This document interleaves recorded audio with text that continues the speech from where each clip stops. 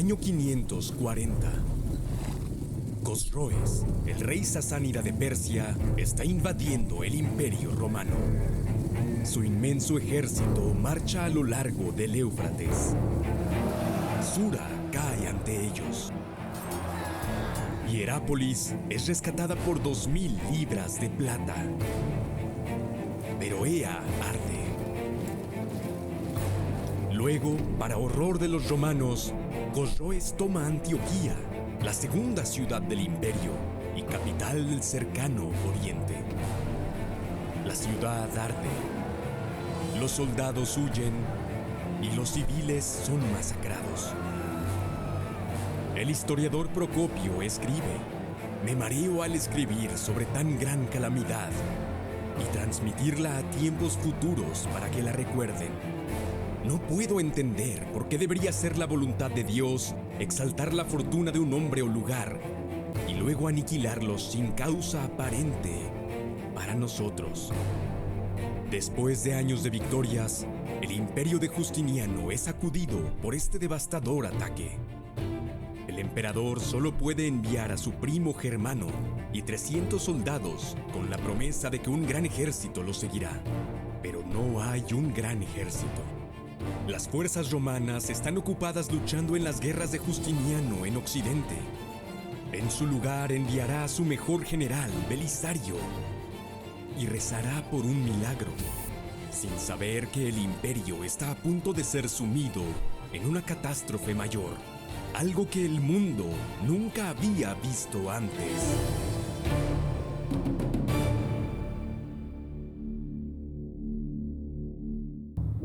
Los problemas habían estado gestándose en la frontera oriental por años.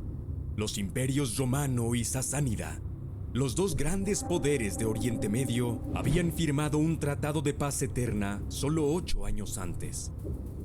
Pero Cosroes había observado con preocupación cómo las fuerzas romanas dirigidas por Belisario habían reconquistado el norte de África y luego Italia. Un poco en broma, Cosroes pide a Justiniano su parte del tributo, ya que estas victorias solo son posibles porque él ha concedido la paz a Roma. Pero la broma está perdiendo la gracia. Cosroes recibe emisarios de los godos en Italia y de los armenios que le ruegan por ayuda. Justiniano, le dicen, ha concebido el deseo de apoderarse de toda la tierra. Marchará contra los persas con aquellos a quienes ya ha esclavizado, sin respetar ni el nombre de la amistad, ni ninguna de sus promesas. En el 540, Cosroes acusa al emperador de pagar a los hunos para saquear tierras persas y de intentar sobornar a sus aliados árabes para que cambien de bando. Y luego ataca. Justiniano ha despojado a la frontera de sus mejores tropas para reforzar su ejército en Italia. No hay una fuerza romana que pueda repeler la invasión de Cosroes. Antioquía es saqueada. Los supervivientes son esclavizados y enviados a Persia. Cosroes marcha entonces hacia la costa y simbólicamente se baña en las aguas del Mediterráneo. Luego avanza hacia Apamea, donde exige 1000 libras de plata, pero deja que los sacerdotes conserven la parte de la Vera Cruz. Luego manipula la carrera de carros local para que el equipo favorito de Justiniano, los azules, pierda. Justiniano acepta pagar a Cosroes 5000 libras de oro, con 500 más que se pagarán anualmente, a cambio de una tregua. Satisfecho, Cosroes se dirige a casa. Sin embargo, no deja que la tregua le impida extorsionar varios pagos adicionales en el camino. Es la mayor humillación militar del Imperio Romano en 3 siglos. Todos hablaban de Belisario. Se le atribuían 2 victorias como nunca antes había tenido un solo hombre. Había traído a 2 reyes cautivos a Constantinopla y contra toda expectativa había hecho botín romano de las naciones y la riqueza de Geiserico y Teodorico. En la capital romana, Belisario ha sido recibido de vuelta como un héroe. Él y su séquito atraen multitudes admiradoras a donde quiera que vayan, pero no tiene mucho tiempo para disfrutar de su éxito. A principios del 541, Justiniano envía a Belisario al este para tomar el mando de las fuerzas romanas en Siria y asegurarse de que no se repita el desastre del año anterior. La esposa de Belisario, Antonina, lo ha acompañado en campañas anteriores en el norte de África e Italia y ha probado ser una valiosa consejera y suplente, pero esta vez se queda en Constantinopla para asesorar a su amiga y protectora, la emperatriz Teodora. Belisario reúne a todas las fuerzas disponibles en Dara, el sitio de su gran victoria 11 años antes. Lleva consigo a sus propias tropas, los Bucelari, ostrogodos que se han unido a él en Italia, aliados árabes gasánidas de Roma, dirigidos por Al-Harith, y varios miles de Limitanei, las tropas fronterizas del imperio. Procopio no da el tamaño de estas fuerzas, por lo que solo podemos hacer algunas conjeturas basadas en pruebas circunstanciales. Las fuerzas locales romanas están conmocionadas por los acontecimientos del año anterior. Belisario pasa semanas reorganizando a estos hombres, reequipándolos y reconstruyendo su moral destrozada. Cuando Belisario se entera de que Cosroes y el ejército persa principal están en el norte, en campaña en Lásica, decide pasar a la ofensiva y apunta a la ciudad persa de Nisibis. Esta ciudad fortificada en la frontera es demasiado fuerte para un ataque, pero Belisario espera que la guarnición pueda ser atraída fuera de la ciudad y derrotarla, permitiendo que sus tropas entren en la ciudad mezcladas con el enemigo en retirada. Belisario acampa a 8 kilómetros de Nisibis, lo suficientemente cerca como para tentar a los persas a atacar, pero lejos para que no puedan retirarse de vuelta. Pero un comandante romano, Pedro, acampa demasiado cerca. Peor aún, ignora la advertencia de Belisario de estar en alerta al mediodía, cuando es más probable que los persas ataquen. El comandante persa, Navedes, avista a esta fuerza romana aislada y ataca. Pedro envía de inmediato a un jinete a Belisario pidiendo ayuda. Pero Belisario y el resto del ejército ya han visto lo que ocurre y están en camino. Antes de alcanzar a Pedro, su fuerza es atacada por la caballería persa. Después de una breve lucha, sus tropas se dispersan. 50 hombres mueren y se pierde un estandarte romano. Cuando Belisario llega con refuerzos, ahuyenta a los persas, que se retiran a la ciudad, dejando atrás más de un centenar de muertos. Pero la pérdida de un estandarte romano en una escaramuza tan inútil es un golpe amargo.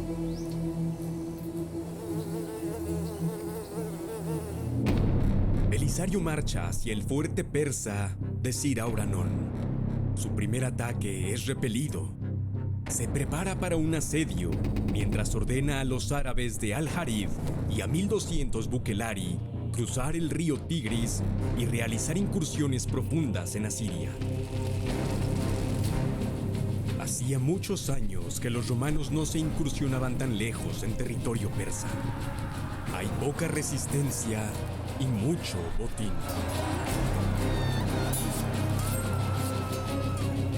Sisauranón se queda sin comida y se rinde a Belisario. Pero el general romano se ha quedado sin tiempo. Sus tropas están exhaustas por el calor extremo del verano y un tercio están enfermas. Los Limitanei desean regresar a casa, ahora amenazada por el inicio de la temporada de incursiones árabes. Mientras tanto, Al-Harith y sus hombres desaparecen. Más tarde se descubre que regresaron a casa para evitar compartir el botín con los romanos. Belisario, habiendo logrado todo lo que pudo con sus fuerzas limitadas, se retira de vuelta a territorio romano. Al inicio de la primavera, Cosroes, hijo de Cabad, por tercera vez comenzó una invasión en tierras romanas con un gran ejército. manteniendo el Éufrates a la derecha. El emperador Justiniano, al enterarse de la incursión de los persas, envió nuevamente a Belisario contra ellos. Año 542. Belisario pasa el invierno en Constantinopla, pero a inicios de la primavera llegan noticias de que Cosroes se prepara para invadir de nuevo. Belisario corre de vuelta al frente oriental, usando los caballos del famoso Cursus Publicus, el servicio postal romano con relevos en cada etapa. Un viaje que duraría un mes puede completarse en 8 días. Los comandantes locales advierten que Cosroes se acerca con el mayor ejército hasta el momento. Quieren refugiarse en Hierápolis y esconderse detrás de sus fuertes muros. Pero Belisario tiene un plan diferente. Si Cosroes atacara a cualquier otro pueblo que no fueran romanos, este plan de ustedes sería seguro y sensato. Pero como después de salir de aquí, este bárbaro planea caer sobre otro territorio del emperador, tengan la seguridad de que morir valientemente sería mejor en todos los aspectos que salvarse sin luchar. Pues esto con razón sería llamado no salvación, sino traición. Así que vengan lo más rápido posible a Europos, donde después de reunir al ejército, espero enfrentarme al enemigo, si Dios lo permite. Cosroes cuenta con otra lucrativa expedición de saqueo. Esta vez planea incursionar en Palestina y saquear Jerusalén. Pero cuando se entera de que el mismo Belisario ha llegado y reúne un ejército romano en Europos, duda. Envía a un emisario, Abandanes, para reunirse con Belisario con el pretexto de abrir negociaciones, pero en realidad para evaluar su fuerza. Por primera vez en casi 10 años, Procopio no está al lado de Belisario. Se ha quedado en Constantinopla. De hecho, sus días de campaña con el gran general romano han terminado. Sin embargo, proporciona una descripción detallada de lo que sigue. Belisario se encuentra con el emisario de Cosroes lejos del campamento, rodeado por un imponente número de sus guerreros más temibles, incluidos tracios, ilirios, godos y vándalos. Han sido seleccionados para causar impresión. Todos son altos, robustos, armados hasta los dientes y completamente despreocupados por la llegada del emisario persa. Belisario mismo habla de manera despreocupada. Este curso que ha elegido Cosroes no es como suelen comportarse los hombres. Si otros hombres tienen una disputa con su vecino, primero intentan negociar. Y solo van a la guerra si es que no quedan satisfechos. Pero él primero entra en medio de los romanos y luego propone ideas sobre la paz. Con esto, Belisario despide al emisario. El emisario regresa con Cosroes y urge al rey evitar la batalla a toda costa. El enemigo no se parece a ningún hombre que se haya visto. Son formidables y disciplinados. Su comandante es sabio e imponente. El rey debe retirarse lo antes posible. Cosroes sigue su consejo. El ejército persa cruza el Éufrates y marcha de regreso a casa. Parece que Belisario ha engañado a un enemigo más fuerte para que se retire, salvando grandes extensiones del imperio del saqueo y la destrucción. Según Procopio, los romanos alababan a Belisario. Parecía haber logrado una mayor gloria a sus ojos con este acto que cuando trajo a Gélimer o a Vitiges, cautivos a Constantinopla. En verdad fue un logro de gran importancia y merecedor de gran elogio, en un momento en que todos los romanos se escondían aterrados detrás de las defensas. Belisario y los Bucelari, mostrando una fuerza tan intimidante y engañosa que el rey persa abandona su campaña. Es una escena famosa y memorable. ¿Pero qué sucedió realmente? Muchos historiadores creen que algo aún más aterrador causó la rápida retirada de Cosroes. Habían descubierto que el imperio estaba plagado de peste. En esos tiempos hubo una pestilencia que estuvo a punto de acabar con toda la humanidad. En el caso de todas las demás plagas enviadas por el cielo, algunos hombres pueden ofrecer alguna explicación o causa, pero esta calamidad es completamente imposible expresar en palabras o concebir en pensamiento alguna explicación, salvo solo referirla a Dios. El mundo en el siglo VI está lleno de fenómenos extraños y misteriosos. A veces, un hombre educado como Procopio solo puede registrar sus observaciones y confiar en Dios. Sobre el 536 escribió: en este año sucedió un portento muy temible. Durante todo el año el sol dio su luz sin brillo, como la luna, y parecía mucho como un eclipse, pues sus rayos no eran claros ni como los que usualmente produce. Desde el momento en que esto sucedió, los hombres no estuvieron libres ni de guerra, ni de peste, ni de ninguna otra cosa que traiga muerte. Los expertos ahora creen que Procopio estaba observando las secuelas atmosféricas de una enorme erupción volcánica.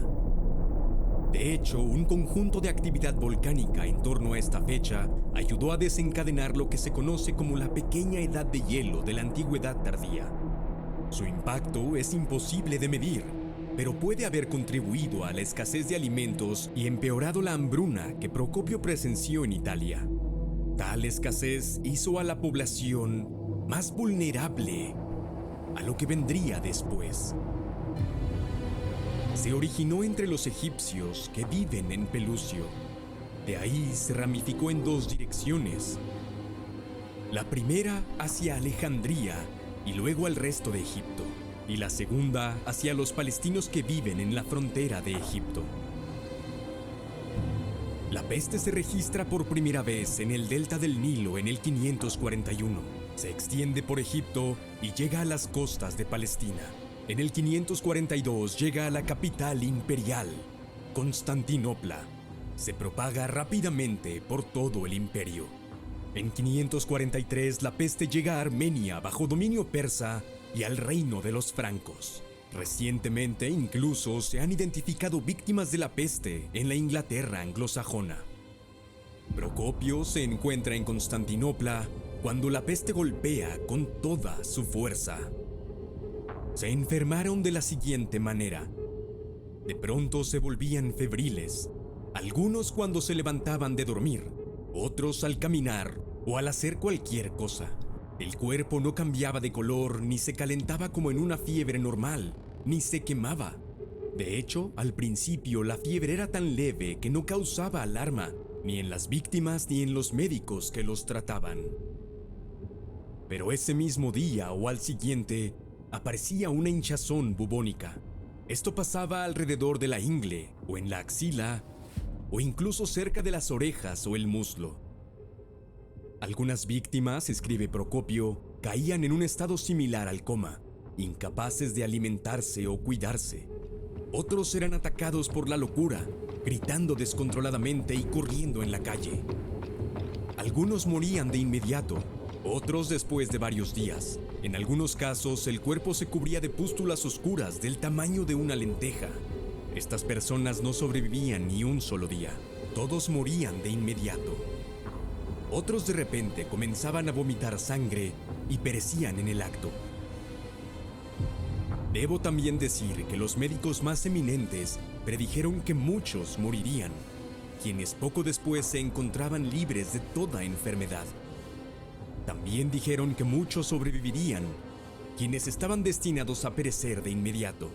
Así pues, no había ninguna causa detrás de esta enfermedad que la razón pudiera comprender, pues en todos los casos el resultado carecía de sentido. El análisis de ADN de restos humanos de esta y otras pandemias posteriores ha identificado la causa de esta enfermedad, una bacteria mortal llamada Yersinia pestis. Procopio está en el centro de la primera pandemia de peste bubónica del mundo.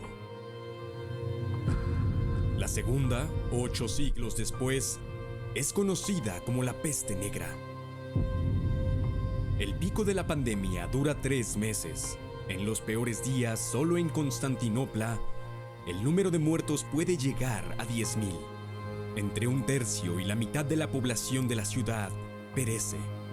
Familias enteras son aniquiladas, los cementerios de la ciudad se desbordan y los cadáveres son amontonados en las torres de vigilancia.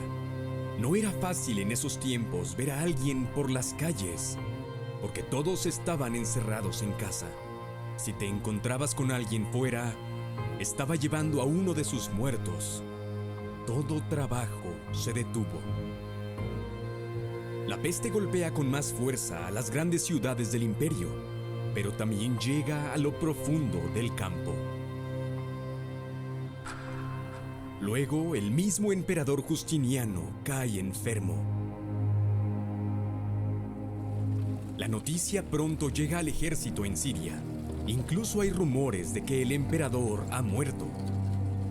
Belisario y sus generales discuten la situación, pero no tenemos informes confiables sobre lo que se dijo o quién lo dijo. Justiniano no tiene hijos.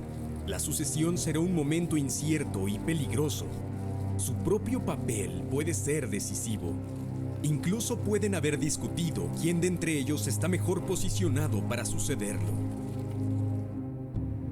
Inesperadamente, Justiniano se recupera por completo. Pero la emperatriz Teodora se entera de la reunión de los generales en Siria. Sus informantes le dicen que Belisario y otro general, Bouses, dijeron que no apoyarían a ningún nuevo emperador proclamado en Constantinopla. Teodora considera estas palabras como traición, una clara señal de que se volverán contra ella si su esposo muere.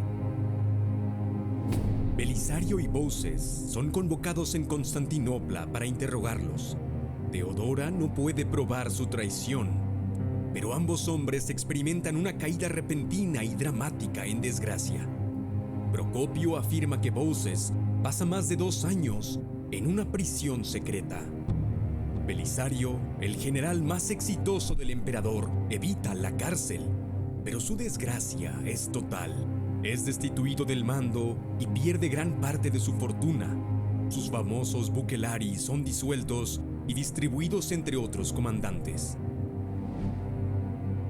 Belisario vive en Constantinopla como un ciudadano privado por más de 1 año, mientras que en el extranjero, el imperio se desliza hacia la crisis.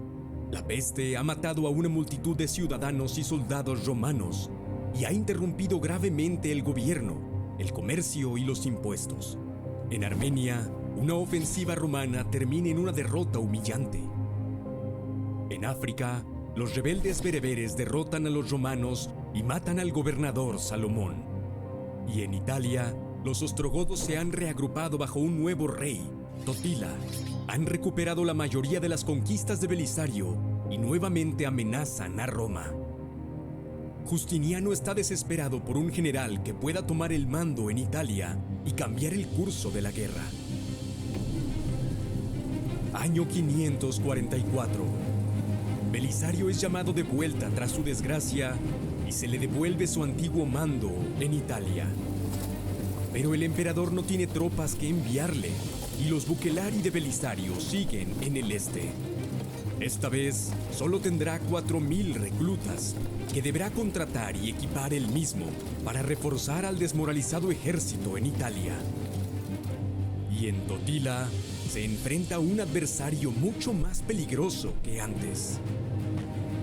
Está mal abastecido y ha sido tratado con ingratitud por su emperador. Pero Belisario marcha lealmente hacia la guerra una vez más, en lo que será su última campaña. Si el video te gustó, no olvides darle like, compartirlo y suscribirte a Historia Épica.